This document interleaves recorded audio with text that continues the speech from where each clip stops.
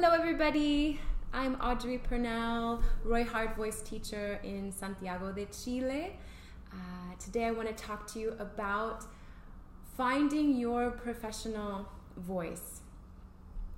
So whether you're coming from a background in performing arts, yoga, psychology, speech therapy, you might want to consider exploring the possibility of adding creative voice work to your professional repertoire and your personal development. Or maybe you are a seasoned voice teacher. Maybe you're at a crossroads in your career. You're not sure if this is where you want to be anymore. No matter where you are on your journey, I think that it can be very useful to reflect on a few things. How do you know if teaching is right for you or still right for you? How much training and experience do you need? These are the questions we're gonna look at today. So when I first started teaching, I didn't feel ready. I actually didn't decide to do it. The first time I taught a group voice class, I thought that I was going to attend an acting class with my mentor, Vernice Miller, in New York. She invited me to a class that she was teaching, and I thought I was going to be participating as a student. But all of a sudden she says, "Okay, everybody, so now we're going to do some voice work. Here's Audrey." And I had nothing prepared, but at that point, I had already been studying voice and theater and music for about a decade. And in theater, when we're working with improvisation, one of the cardinal rules is to never say no. You always say yes. You know, you want to be proactive and positive and keep things moving forward. So I said, okay, and I just started working with some exercises that I had learned in workshops, and from that point on, I really started taking myself more seriously as a teacher. I worked a lot with Vernice in New York, and then I started taking more teacher trainings and really started making this my goal, my professional goal.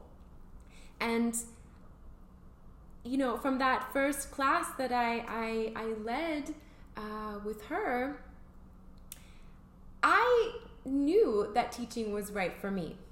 And I still know that teaching is right for me because I love myself when I'm teaching, especially in my studio and at the Roy Hart Center in France. I feel so uplifted and inspired afterwards. I know that it's right for me because I get so much out of it. And of course, I love witnessing my students' process of transformation. I love that I can be a part of that I can be helpful. It doesn't always feel like that. There are difficult days, of course. There are times when I feel very stressed and very burnt out, and times when I'm plagued with self-doubt and all of that. But most of the time, I really do feel like the best version of myself when I'm teaching. And so when I think about when is it the right time for someone to start teaching, looking at my story and observing people around me, I basically see two different kinds of people. There are people like me who never feel that they're ready, who always want to just keep exploring and keep training. You know, I admired my teachers so much. I just thought, well, I can't start teaching until I can kind of see myself on their level. You know, who am I to start teaching? I'm never going to be able to teach like that. I need to keep training. And then there are people who have taken voice lessons for about a year, and then they just start all of a sudden having their own students, having their own following. Who am I to say? I think that it's really a personal decision, and we're all different. But in either case, I think that there is a balance that you can find. I think that most of us are probably going to have to start before we think that we're ready. This is something that I'm taking away from Ashley Turner's Yoga Psyche Soul training that I did last year. really encouraging us to start before you think you're ready, because there's just always more to learn. There's always more possible, potential information out there and experience than you will actually have time to study and experience in your lifetime. So don't wait too long, Get used to feeling slightly uncomfortable, slightly unprepared, and a lot of the preparation is going to happen in the doing.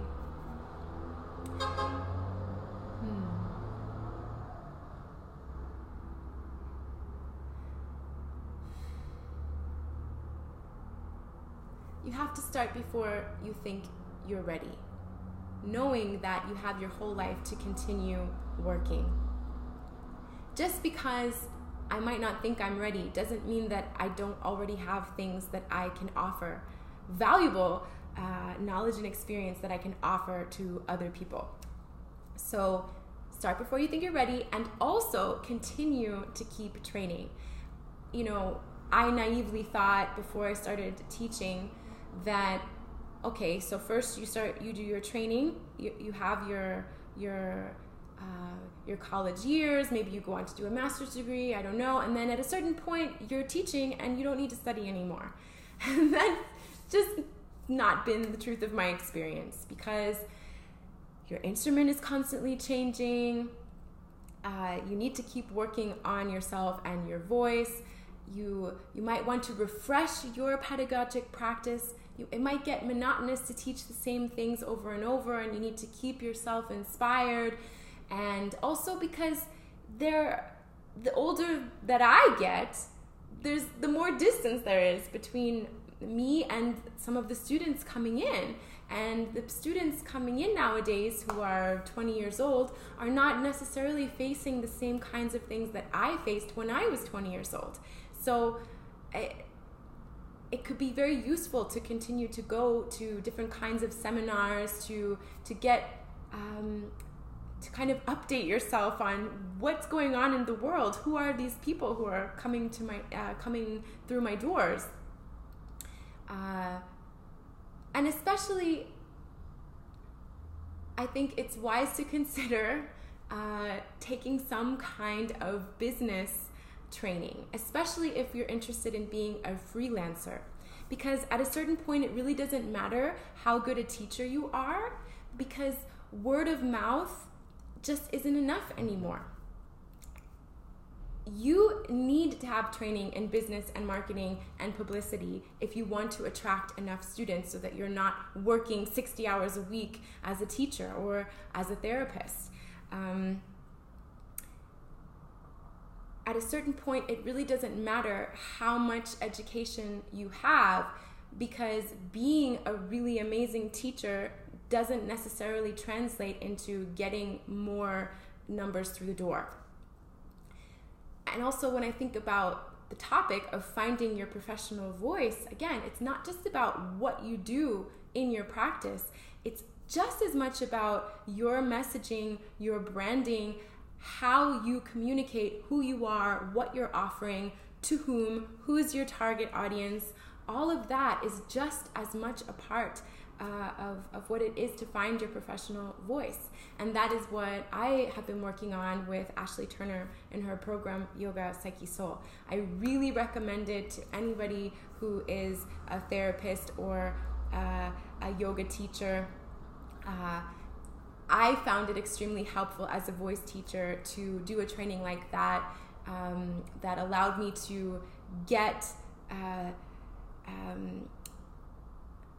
the information, just to be aware of some of the different kinds of skills that I needed to acquire, to sharpen,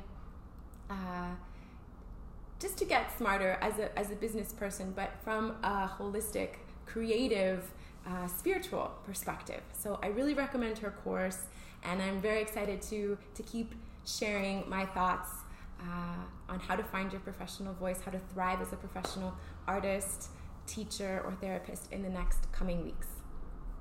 Thank you. Bye-bye.